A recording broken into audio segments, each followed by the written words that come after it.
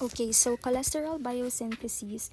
This topic is already a shortened content of what has been discussed from the lecture of Doc Aspilio, and I will only emphasize the important points, the important things that have to be remembered, some clinical aspects, and also by the end, there will be some questions that we will try to answer. So when we say cholesterol biosynthesis, this from the word itself, it tells us how cholesterol is produced in the body. And remember that our cholesterol is not just a molecule na usually kasi it is one of the molecules that are underestimated, but cholesterol is a very important molecule because it is responsible in maintaining the fluidity of our cell membrane. And with this fluidity, it allows our cell membrane to act as a fluid mosaic model, which is very important so that certain compounds will be able to pass through. Aside from that, our cholesterol is also an important precursor for our bile acids, steroid hormones, like our corticosteroids, diba? We have our cortisol, our stress hormone, also androgens, which is essential specifically for men for hair growth, and also calcitriol, which is an important activated vitamin D3 molecule. So let's begin. So I've condensed these reactions into more straightforward without the structures to prevent na ma-overwhelm tatanan. So basically, the synthesis of our cholesterol involves 5 steps. So the first step, we only focus on this one. Kanilang siya. In this part, we only focus on this part for the step 1. So this is the conversion of acetyl coenzyme A to mevalonate. Remember that our acetyl coenzyme A is a byproduct of a lot of reactions that we've already discussed in biochem. So na-produce siya sa ato ang glycolysis, na-produce po siya during fatty acid synthesis. Now, those acetyl coenzyme A will not only be stock as they are, but instead they are produced into other forms. So, isa na doon si cholesterol. So, si acetyl coenzyme A, it will react with itself, so it requires 2 acetyl coenzyme A to produce acetoacetyl coenzyme A via the enzyme thiolase, and then si acetoacetyl coenzyme A will become HMG coenzyme A via the HMG coenzyme A synthase, and in turn, the HMG coenzyme A produced will become mevalonate via the enzyme HMG coenzyme A reductase. It's important to take note that this reaction, it's irreversible. And because it is irreversible, it is also the rate-limiting reaction. When we say rate-limiting reaction, it's the one that determines whether ma-produce ba or dili ma-produce ang cholesterol. Whether need ba si cholesterol na ma-produce or dili ba siya need ma-produce. And in this reaction, the enzyme that is required is our HMG coenzyme A reductase. And typically, this is also the enzyme that is inhibited. This is the typical enzyme inhibited by our statins, which we will tackle later on. So just focus yourself sa step 1. It involves the conversion of our acetyl coenzyme A, 2 moles of acetyl coenzyme A into mevalonate. And the only enzyme important in step 1 is the HMG coenzyme A reductase. So, another important information to take note is that this reaction, ito siya, occurs in the cytoplasm. Okay, so our site of synthesis for cholesterol occurs in the cytosol and in the smooth endoplasmic reticulum in the cellular level. But when we are asked asa specifically na mga organs, makita siya sa liver, which is the main site of cholesterol synthesis. Makita po siya sa intestine, katong production of chylomicrons, diba? Adrenal cortex, gonads, and also the skin. So the relevance of adrenal cortex here is that, remember, our cholesterol is a precursor of our corticosteroids. Gonads, because our cholesterol are also precursors of certain mga hormones, mga reproductive hormones, and also sa skin, the formation of our activated vitamin D3. So going back, the cytosol synthesis of cholesterol involves this part only. Once ma-form na si HMG coenzyme A, it will then enter the smooth endoplasmic reticulum. Now, the next steps, once na-produce na natin si mevalonate, which is the important intermediate of the reaction, we have certain reactions of So going back, we have phosphorylation. So phosphorylation involves addition of phosphate groups. And these phosphate groups are added through the help of our kinases, which are enzymes that add phosphate groups. So let's see. So these are energy requiring steps or step 2, meaning these are already phosphorylation reactions of mevalonate. So mapansin, we have here mevalonate kinase, phosphomevalonate kinase, diphosphomevalonate kinase. All of them add subsequent phosphate groups. So, si mevalonate kinase add siya ng phosphate group kay mevalonate para maging mevalonate 5-phosphate. And then, si mevalonate 5-phosphate, dinagdagan na naman ng phosphate group, naging mevalonate 5-diphosphate. And then, gidagdagan naman siya ng another phosphate group via the enzyme diphosphomevalonate kinase para maging mevalonate 3-phospho-5-diphosphate. It's also important that when we utilize kinases, it will utilize ATP molecules.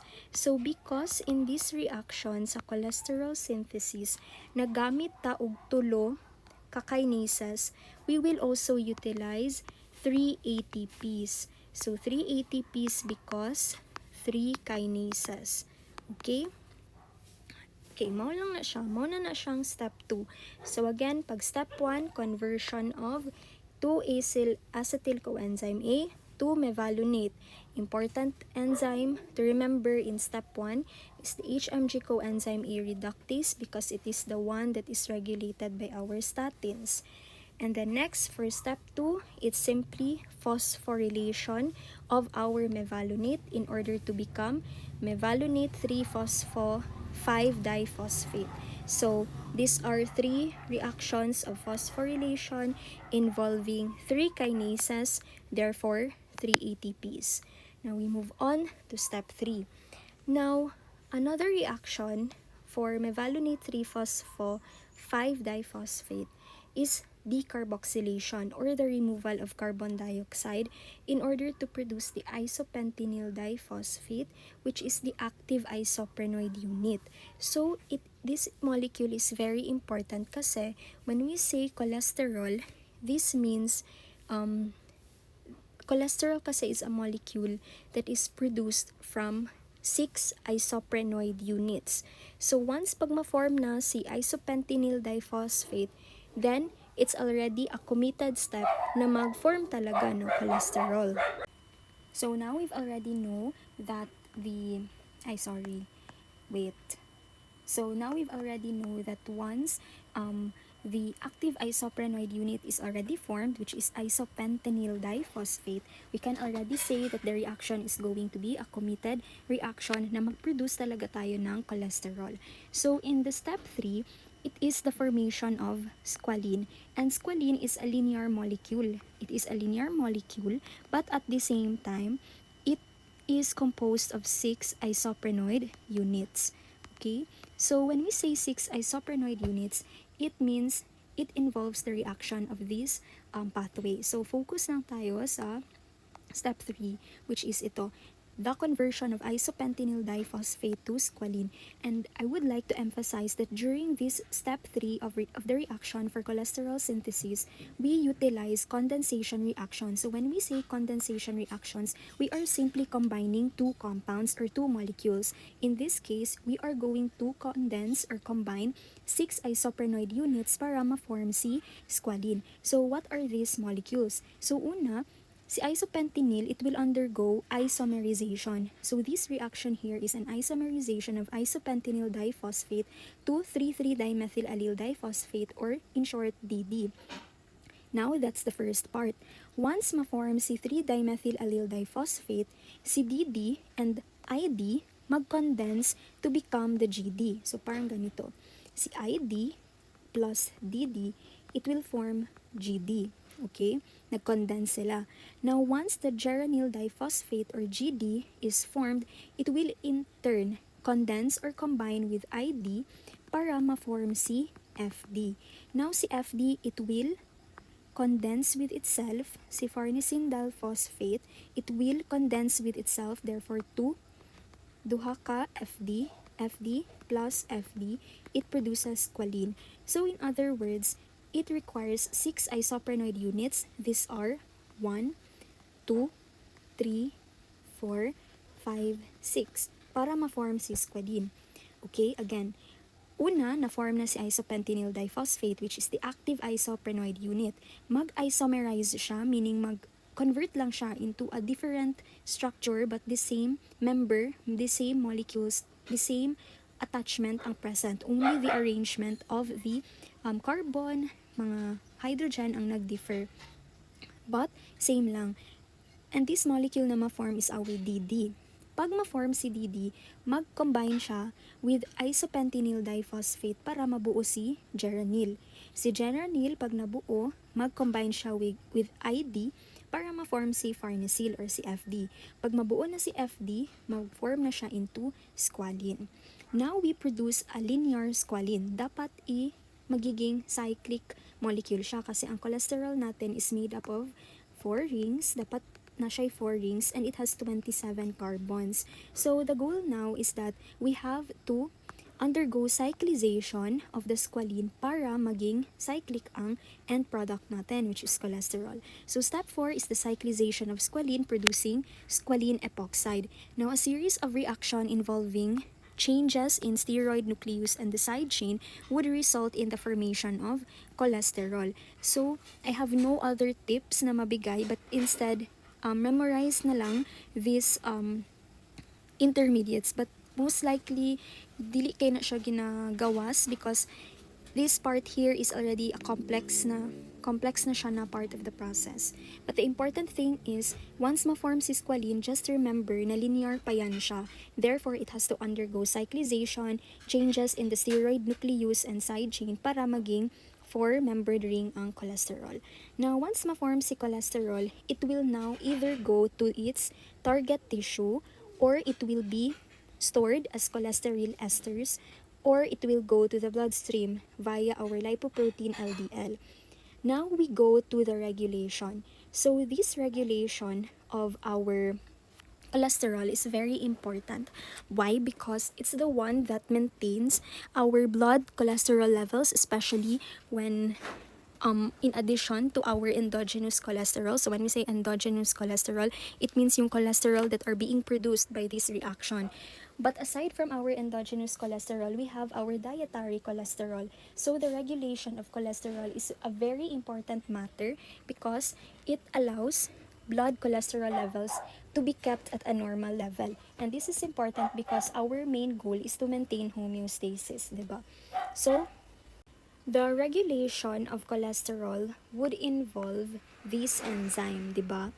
The HMG coenzyme A reductase, which is the rate-limiting step of the reaction.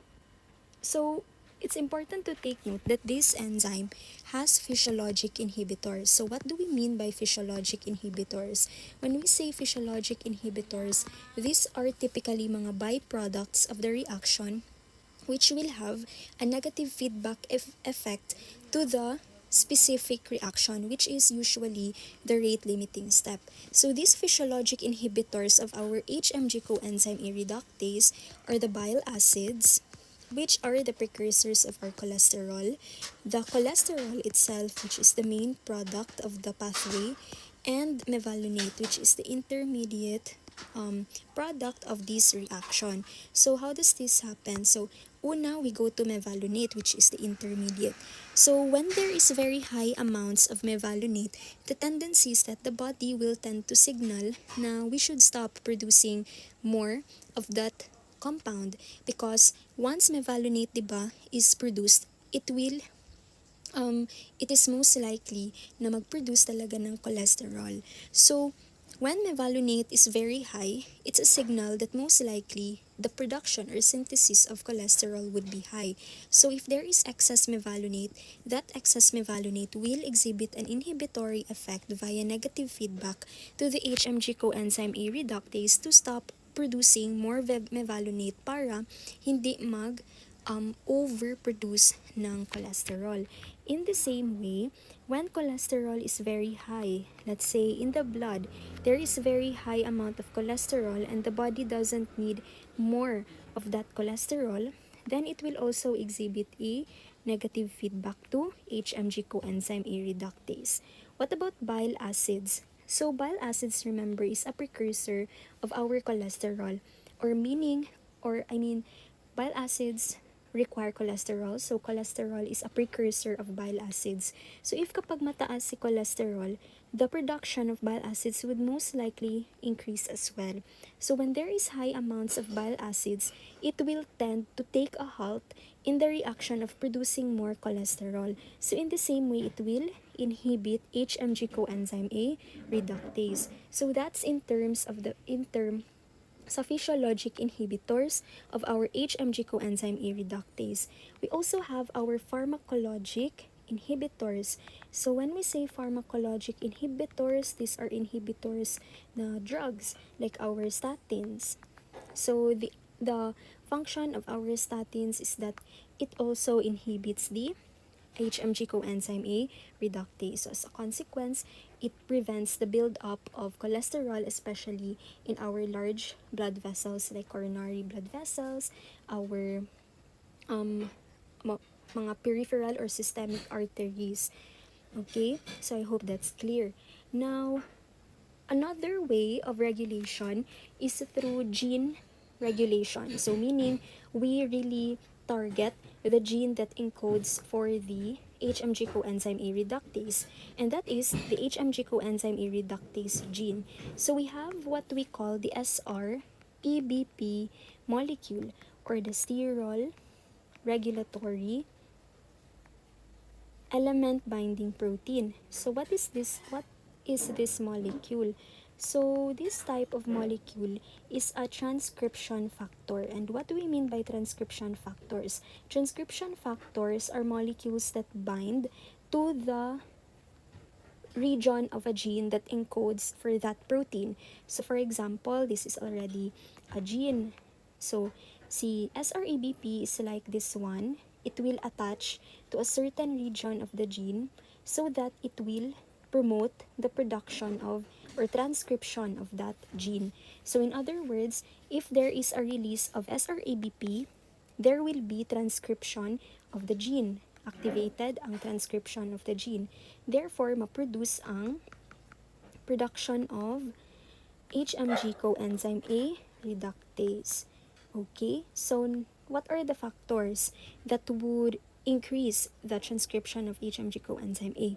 If there is low cholesterol. So if the body has low levels of cholesterol than normal, diba again, our cholesterol is not just a bad compound, it's a good compound because it helps in the fluidity of our cell membrane.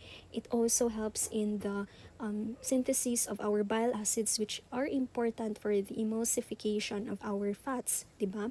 So if there is a low cholesterol level in the body, this SREBP is activated, and this SREBP is located in the endoplasmic reticulum. And saan gina process, saan majority of the reaction ng cholesterol synthesis nangyayari sa ER. Ang cytoplasm na part is only this part, but the rest, this is endoplasmic reticulum. So our SREBP is activated. So when there is low cholesterol present in the endoplasmic reticulum kasi di masyado na synthesize, then the ER will tend to release SREBP. So it will release SREBP and it will go to the nucleus. Once it enters the nucleus, it will target the HMG coenzyme A reductase na gene. So as a consequence, ma-promote ang transcription, which is ito. So there will be increased HMG coenzyme A reductase transcription. If there is an increase in transcription, increase ang production of the protein, specifically HMG coenzyme A reductase. Therefore, if upregulated ito, then there will be formation of cholesterol. Similarly, but in contrast, high cholesterol will inhibit the SREBP by our cholesterol and the INSIG. So sa INSIG, this is what we call our insulin induced gene. So what it does is that it will trap the SREBP in the endoplasmic reticulum, so it cannot go to the nucleus. So as a consequence, it once because di siya makapasok sa nucleus, then there will be no activation of this pathway. There is no, absent ni siya. Therefore, it will not promote the transcription of the HMG coenzyme A reductase. So if there is no transcription, mag-decrease pod ang HMG coenzyme A present. At the same time, mag-decrease ang cholesterol synthesis. Aside from that, high cholesterol also causes degradation of our enzyme. Okay? Kasi parang the thought is like, why would we need to have HMG coenzyme A if di naman siya magamit? Kasi marami naman tayong cholesterol. So why not destroy them? Why not degrade them? So that those amino acids that will be broken down from this protein will be utilized na lang sa other synthesis of other types of protein, 'di ba? So it's para lang siyang give and take na mataas ang cholesterol, so we don't need that enzyme because di naman siya magamit kasi will not be producing cholesterol. So let's break them down and make those broken down compounds or subunits of this enzyme to create another type of enzyme. So that's what we call protein turnover.